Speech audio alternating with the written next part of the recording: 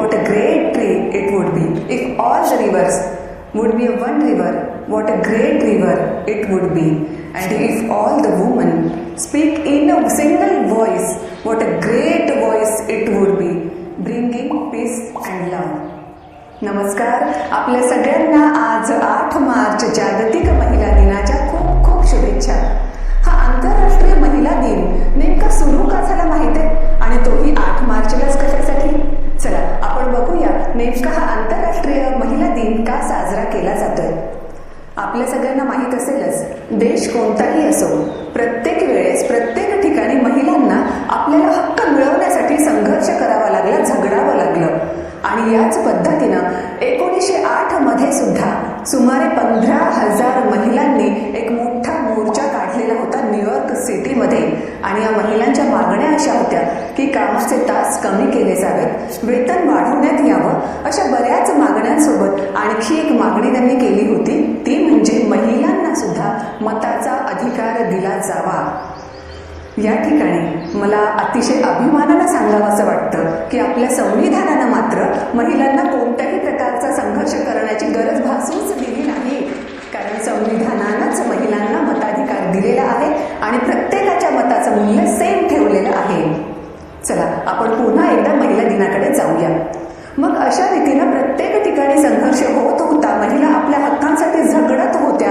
आणि अशाच परिस्थितीमध्ये 1910 मध्ये कोपेनहेगन इथे आंतरराष्ट्रीय वर्किंग वुमनची परिषद भरलेली होती. या इंटरनॅशनल परिषदेमध्ये, या कॉन्फरन्समध्ये सुमारे 17 देशांच्या 100 प्रतिनिधी तिथे उपस्थित होत्या.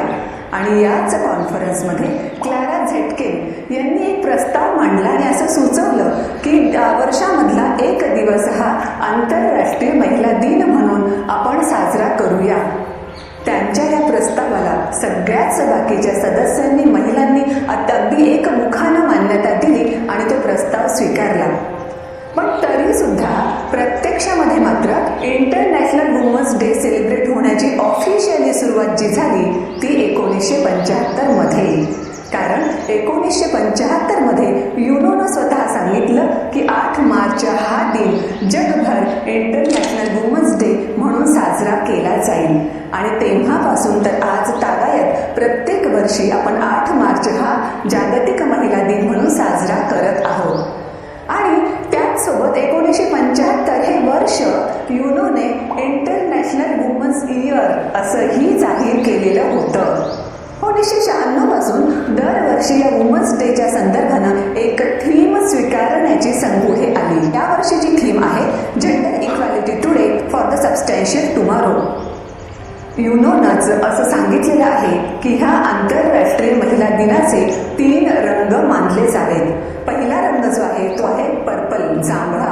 हा रंग न्याय आणि प्रतिष्ठेचं प्रतीक आहे. दुसरा रंग हिरवा, जो आशेचं प्रतीक आहे. आणि तिसरा रंग पांढरा, जो पावित्र्याचं प्रतीक आहे. महिलांना नेमकं काय हवं आहे हे या आंतरराष्ट्रीय महिला दिनाच्या निमित्तानं काही ओळींमध्ये सांगू. हमारी आंखों में ज्वाला है, आप हमें प्रकाश दो. हमारी आंखों में ज्वाला है, आप हमें प्रकाश दो. हमारे हाथों में एक पृथ्वी है, आप हमें आकाश दो. हमें और कुछ नहीं चाहिए, हमें और कुछ नहीं चाहिए, बस एक व्यक्ति होने का एहसास दो. आपल्या सर्वांना पुन्हा एकदा आंतरराष्ट्रीय महिला दिनाच्या खूप खूप शुभेच्छा. धन्यवाद.